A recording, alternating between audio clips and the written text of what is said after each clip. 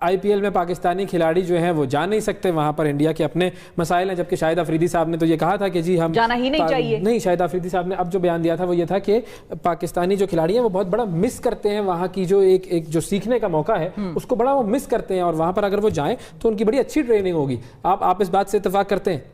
अगर खान साहब चाहें उनको कहें कि यार ये देखिए बिल्कुल, क्योंकि देखिए दुनिया की सबसे बड़ी लीग आईपीएल है, इस चीज को ठीक करें क्योंकि ये बहुत बड़ा एक हमारे क्रिकेट के लिए, मुल्क के लिए बहुत बड़ी एक ब्रांड है, हमारी इज्जत है। जिस तरह आईपीएल ने पूरे जो इंडिया की जो स्पोर्ट्स है उसको बदला है, तो ये भी तो ऐसा रोल प्ले कर सकती है। Welcome to all India Times. All India Times की नई वीडियो में आपका स्वागत है। आज आप लोगों के पास एक ऐसी वीडियो लेके आए हैं जिसमें पाकिस्तानी न्यूज़ चैनल्स पर सिर्फ एक ही चीज़ छाई हुई है। जब से हमारे यहाँ आईपीएल के ऑप्शंस हुए हैं इस बार 2021 के, तो आईपीएल को लेकर इतना ज़्यादा दुखी हैं वो लोग, दुखी कह लीजिए, मतलब डायरेक्टली तो बोल नहीं सकते। पहले शाहिद अफरीदी ने एक बयान दिया था कि हमें आईपीएल में जाना ही नहीं चाहिए, हमें गुहार लगाएं जी। फिर बाद में वो खुद ही बोलते हैं नहीं हम लोग मिस कर रहे हैं, हमें वो ट्रेनिंग करनी चाहिए, आईपीएल में बहुत अच्छा प्लेटफॉर्म है जहाँ पे हमें सीखने को मिलेगा। लेकिन मुद्दा ये है कि भूख के मारे पेट दुख रहा है, और आईपीएल से जो पैसा मिलेगा वो उनकी पूरी पीसीएल यानी कि पाकिस्तान प्रीमियर लीग जो एक आईपीएल की तरह पाकिस्तान में होता है उससे कहीं ज़्यादा आगे एक प्लेयर की वैल्यू, एक प्लेयर जो जितने में ख़रीदा जाता है वो पाकिस्तान के पूरे पीएसएल की वैल्यू से ज़्यादा है। तो आज की आप वीडियो देखिए और देखिए कि पाकिस्तानी मीडिया किस तरह कोस रहा है अपने आप को और किस तरह दुखी है कि खान साहब काश बात कर लें और कहीं से हमें हिंदुस्तान से थोड़ी सी मदद मिल जाए। तो चलिए वीडियो देखते हैं। वीडियो पसंद आए तो हमारे चैनल को लाइक करें, सब्सक्राइब करें और ऑल इंडिया टाइम्स से जुड़े रहें।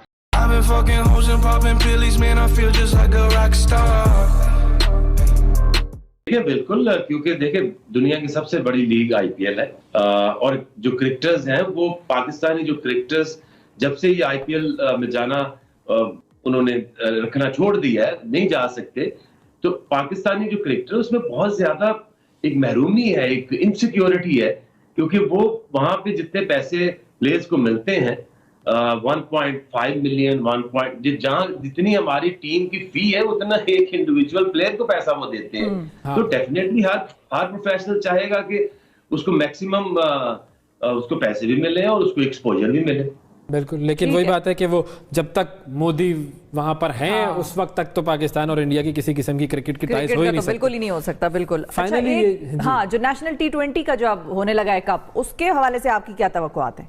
देखिए मैं तो उसको एक मजाक समझता हूँ। उसकी वजह ये है कि पाकिस्तान एक वाहिद मुल्क है जिसमें दो T20s होते हैं। आईपीएल के बाद वहां कोई T20 नहीं होता।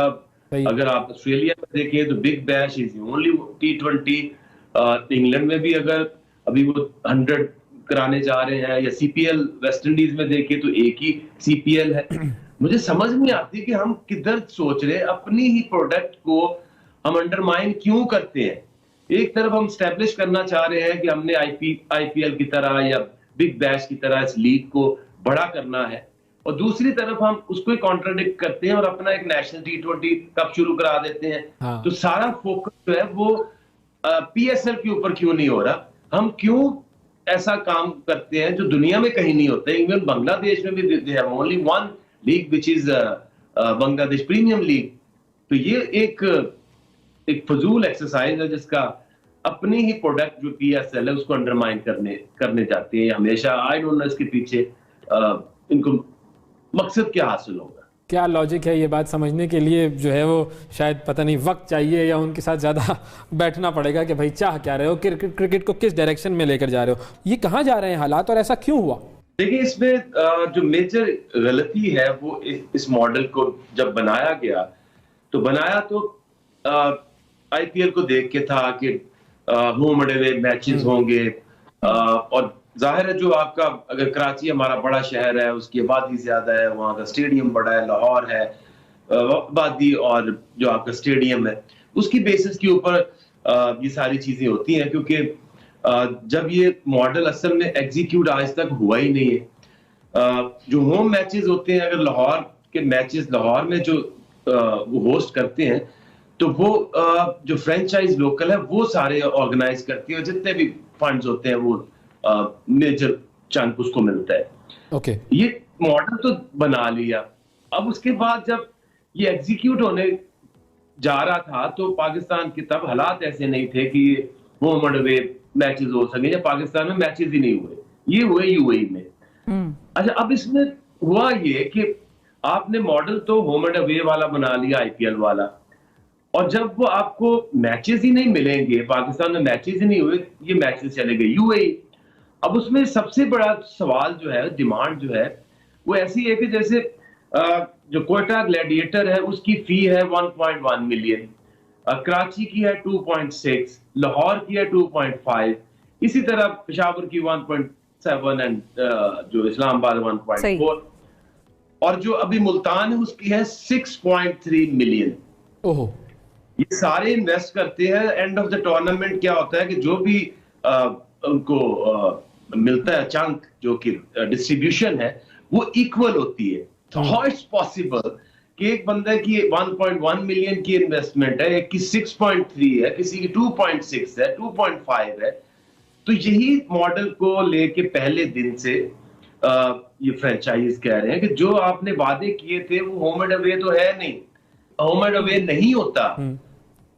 जब तक होम एंड अवे आप नहीं करा सकते क्रिकेट, तो तब तक या उस लीग को बंद कर दें, रोक लें, या फिर परसेंटेज के हिसाब से उनको जो फंड्स की एलोकेशन होनी चाहिए, या फिर सबकी फी जो है वो बराबर होनी चाहिए।